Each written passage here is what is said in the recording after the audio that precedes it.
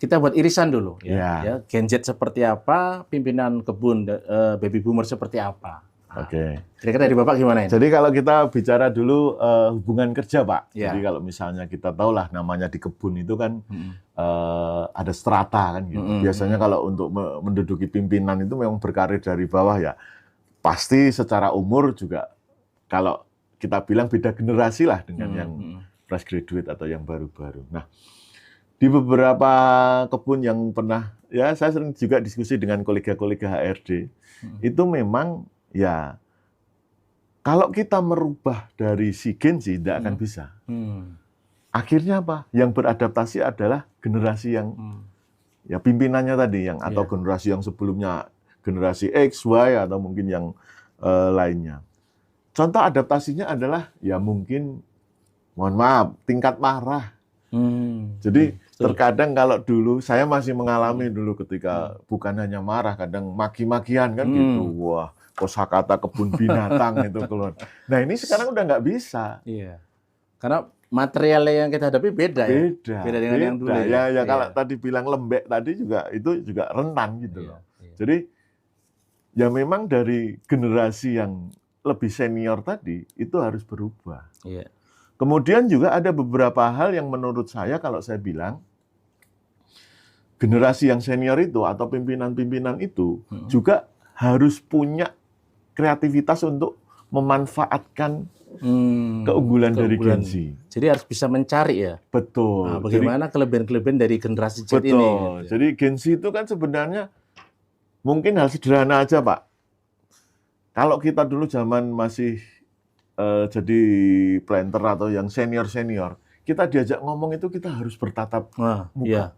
Eye contact kan gitu. Kalau nggak sopan gitu. Iya. Tapi sekarang dengan ciri Gen Z yang bisa multitasking, ya mungkin dia asik dengan gadgetnya, tapi sebenarnya dia mendengarkan. Nah, kadang kalau kita sebagai yang senior, kalau nggak mengerti itu, ya kita malah marah duluan, kita malah merasa tidak dihargai kan gitu. Nah, hal seperti itu harus ada penyesuaian. Termasuk ketika misalnya hal-hal multitasking yang positif. Gen Z itu kan apa ya? Sekarang kalau sederhananya aja lah, karena dia banyak menggunakan gadget, dia sudah kenal dengan AI. Alangkah banyaknya pekerjaan di kebun itu sebenarnya bisa dibantu oleh AI. Nah, kalau kita bisa memanfaatkan itu, otomatis kita memberikan kesempatan pada Gen Z untuk berkontribusi. Artinya kita berikan tantangan. Jadi tidak kita yang idealis dengan gaya kita, tapi kita juga memberi kesempatan mereka apa yang bisa dikontribusikan. Nah, sekarang perkembangan AI juga luar biasa kan gitu. Gen Z itu sangat mudah. Kalau dulu zaman kita lihat Excel kotak sel gitu, mereka sudah bikin dashboard sudah canggih, Pak. Iya. Lebih cepat lagi deh kalau buat itu ya. Iya. Jadi ada juga pengalaman kita di lapangan itu. Ya kalau kaliber kita lah sebagai orang baby boomer ini membuat presentasi itu butuh setengah bulan. PowerPoint, Pak. PowerPoint ya. Tapi begitu kita melibatkan Gen Z 2-3 hari selesai. Iya. Tampilannya oke, ritmenya dapat, tujuannya pun jelas. Nah, itulah kelebihan. Itulah salah satu tadi kita sebagai pimpinan baby boomer harus mengerti ya kelebihan mereka. Iya. Jadi kita bisa simpulkan ya. Jadi irisan dari pertemuan malam hari ini adalah ternyata kolaborasi, ya, sinkronisasi lintas generasi ini penting, gitu ya. Jadi satu sisi tadi Bapak bilang bahwa nggak ada pilihan, ya. Jadi pimpinan-pimpinan saat ini, ya level manager up itu ternyata juga harus berubah, ya.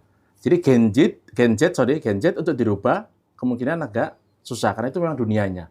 Tapi bukan dirubah, nanti kita akan bagaimana kita buat ya. Tapi poin pertama adalah pimpinan-pimpinan saat ini ada di kebun, ya, dari mulai generasi milenial, X dan baby boomer harus berubah.